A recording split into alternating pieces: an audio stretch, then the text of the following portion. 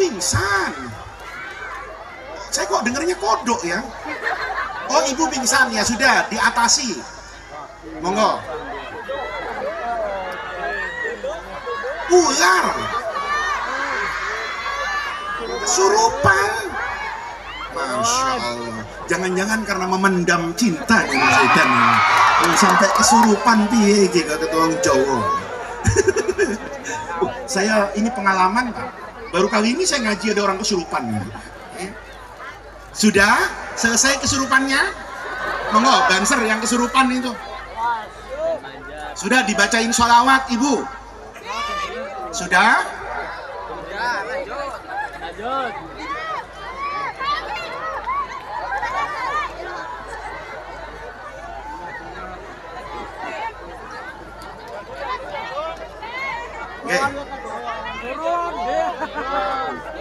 Dipegangin mawon dulu Bu sampai yang ini masuk nanti.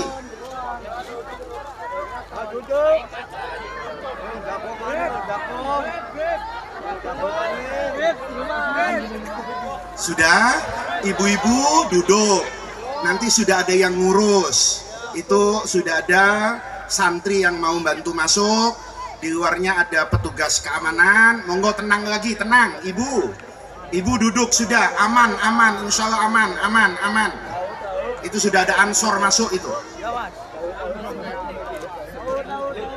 Masih teriak ya? Nah itu.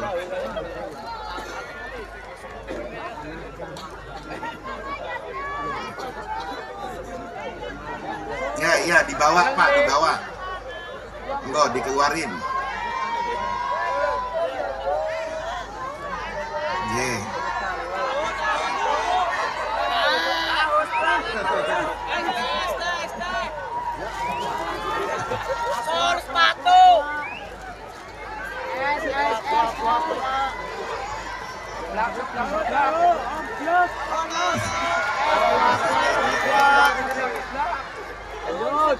Resikonya orang ganteng deh.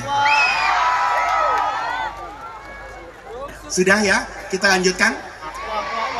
Nah, hadirin hadirat sekalian, ketika dia jawab itu ada hadisnya, saya itu kena mental. Saya tanya, hadis apa Mas katanya? Jawab orang ini, begini Pak, tempat yang Bapak sholat tadi itu di zaman Kesultanan Mataram itu tempat para kiai ngaji. Jadi dulu kan tidak ada kelas, tidak ada madrasah, orang belajarnya itu di masjid. Saya bilang, ya oke lah, itu tempat sekolah kayak mau madrasah, tapi apa urusannya dengan salat? Orang itu jawab, apa Bapak tidak tahu? Dia tidak tahu Pak, kalau saya pengurus PBNU. Gitu. Dia tidak tahu kalau saya ini kiai. Apa Bapak tidak tahu? Apa Mas? Hadis yang mendorong orang untuk rajin datang belajar itu bunyinya apa?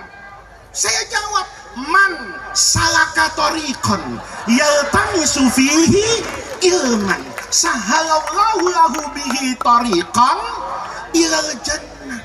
Saya mendadak goblok gitu. Kok saya ndak pernah terfikir ya, man salaka itu jadi salak itu piye gitu. Ngajinya hebat nih, canggih gitu.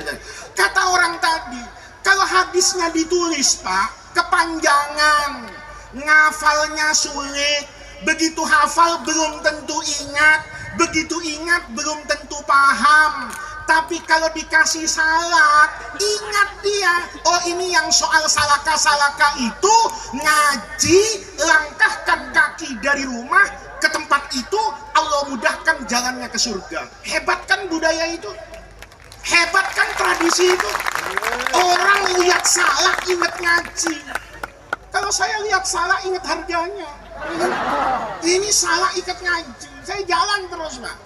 Begitu jalan di selasar masjid tuh, pintu mau keluar tuh, ya. Itu gambarnya wajik Jawa, tahu ya wajik itu yang manis.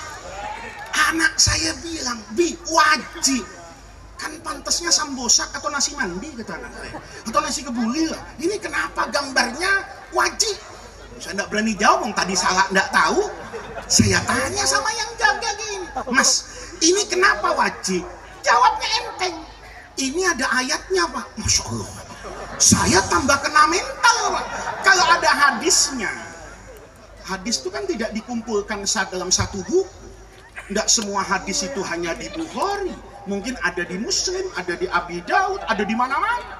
Tapi kalau Quran kan terbatas. Semua orang yang hafal Quran 6.236 ayat yang dikumpulkan menjadi 30 juz dalam 114 surah itu tahu mulainya Al-Fatihah, Al-Baqarah sampai An-Nas. Saya mikir-mikir, apa ada ayat wajib ini, apa ada? Begitu sampai katanya ada di Quran, saya tanya, ayat apa, Mas? Begini, Pak, katanya. Ini dulu nih, Pak, yang ada wajib ini. Itu tempat para hakim di pengadilan Kesultanan Mataram memutuskan perkara. Ini tempatnya penegak hukum yang akan menentukan siapa yang benar dan siapa yang salah. Saya bilang, iya, mau pengadilan kayak mau apa kayak, urusan wajib itu apa? Ya kan ada ayatnya, Pak. Apa ayatnya? Waji'ah yauma idzin bi jahannam yauma idzin yatadzakkarul insanu wa anna lahu dzikra. Nanti kata Allah, orang itu sebelum berhadapan dengan surga dan neraka dihisab, itu Allah lihatkan kepada semua orang dahsyatnya neraka jahanam. Hari itu semua orang takut dan menyesal, ingin kembali ke dunia ini dengan membawa amalan soleh. Maka kata dia, ditaruh wajib supaya penegak hukum tidak bermain-main dengan hukum. Saya dengar begitu, kepengen kalau jadi presiden, semua kantor polisi tak pasangin wajib, Pak. Semua pengadilan, kejaksaan, pejabat, sare wajib semua. Insya Allah tidak ada maling korupsi APBN, tidak ada. Yang tepuk tangan biasanya yang nggak dapat bansos ini. Paham saya, udah paham, hatam saya sama pengajian nih. Kalau tepukin pejabat tuh biasanya ini nggak dapat bansos, Pak. Kalau dapat bansos biasanya atem khusyuk. Lihat, ini simbol betul. Saya keluar ke depan, kata anak saya, lihat Bi, yang ditanam pohon sawo. Saya bilang, ada apa nak ini pohon sawo? Tanya Bi, kenapa sawo? Saya tanya, Mas, ini kenapa depan masjid kok sawo baris kayak begini? Ngomong dia, Bapak kan tahu pekerjaan apa yang paling afdol dikerjakan di masjid? Ya sholat berjamaah, kata saya. Nah Pak, kalau berjamaah yang paling sempurna yang mana? Yang lurus.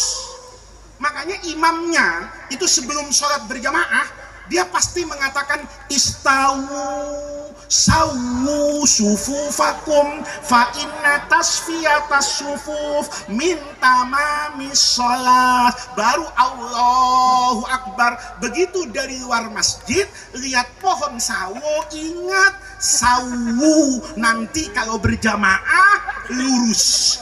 Dohirnya pohon sawo, substansinya hadis Nabi. Cakep nggak? Bangga nggak jadi orang Indonesia? Bangga. Termasuk malam ini. Kita ini malam ini. Ini kan ada dua substansi yang nggak boleh lupa. Yang pertama, kita datang sini jadi ingat mati, Pak. Nah, iya, malam ini kan kita haul Kiai Muhsin yang ke-72. Berarti tahun depan haul Kiai Muhsin yang ke-70 itu kalau Anda hidup. Kalau Anda mati tahun depan itu haulnya Kiai Muhsin yang ke-73 sekaligus haul Anda tahun pertama. Nah, terserah siapa yang mau duluan. Saya sih belakangan enggak apa-apa kalau soal ini, ya. Ahlan wa sahlan, kalau ada yang mau mendahului saya dengan senang hati, saya akan datang tahun depan insyaallah, umur saya panjang, ini haul Kiai Muhsin ke-73 dan haul Anda yang pertama. Nih, ingat kita. Tadi kita baca tahlil untuk siapa? Untuk Kiai Umar, untuk Kiai Muhsin. Apa besok malam kita pasti hidup? Belum tentu. Siapa tahu nanti malam itu tahlilan pertama Anda. Bukan saya, Anda tahlilan pertama. Bener nggak? Bener nggak? Berarti haul itu ada dalilnya nggak? Ada. Jadi kalau ada orang bilang haul itu bid'ah, nggak ada dalilnya, itu ngajinya nggak hatam, ya, atau sebelum tamat pesantren berhenti duluan, Pak. Ya, ini kan banyak Islam Protestan, ya kan? Orang Islam tapi suka protes. Ada tahlilan protes, ada haul protes, ada marhabanan protes, ada sholawatan protes. Itu Islam kasih tulis Protestan, suka protes. Padahal ini kita datang haul. Ini sebenarnya Pak, aslinya bukan ibadah, tapi dia bernilai ibadah karena mengerjakan apa yang diperintahkan Nabi. Perintah Nabi itu aktsiru dzikra hadzimil ladzat, banyak-banyak ingat mati, karena kalau Anda ingat mati, hidupnya lurus. Makanya dulu coba makam Wali Songo, itu di masjid-masjidnya itu mesti ada kuburan. Orang sering nanya sama saya, kenapa masjid dulu ada kuburan? Karena orang dulu tuh rajin sholat, rajin berjamaah. Begitu masuk masjid lihat kuburan, sholatnya khusyuk enggak? Khusyuk nggak? Khusyuk. Kenapa? Ingat kuburan. Kalau saya sekarang nggak khusyuk sholatnya, masuk mihrab mimpin jamaah, tukang sate depan masjid, ya kan? Saya Allahu Akbar ngipas dia. Begitu ngipas, saya kan mikir, ini satenya Wendy's apa cempek lemu ya, kata saya. Nah, ini kan ngerusak. Tapi kalau di depannya kuburan, Masya Allah, ini orang mati, nanti saya begitu khusyuk sholat. Keluar dari sholat, lihat kuburan, langsung pulang. Ya sekarang keluar masjid ada warung janda, mampir dia, gitu. Lihat nih, itu namanya tradisi. Tapi dia bernilai ibadah, maka mendapatkan pahala. Yang pertama tuh, kita datang ke haul tahlilan, itu jadi ingat mati. Yang kedua, kita ngirimin doa nih. Ini doa yang paling penting, Pak. Orang yang ada di kuburan, itu yang paling ditunggu itu ya doa dari kita. Nih yang terakhir, enggak panjang-panjang, saya tahu sudah kangen sama suaranya Habib Zaidan ini, ya kan? Kalau suara saya itu kan serak-serak banjir, Pak. Kalau beliau ini serak-serak mendayu-dayu. Ini yang terakhir, Pak. Doa yang paling penting itu, yang diharapkan sama almarhum, itu doa orang hidup.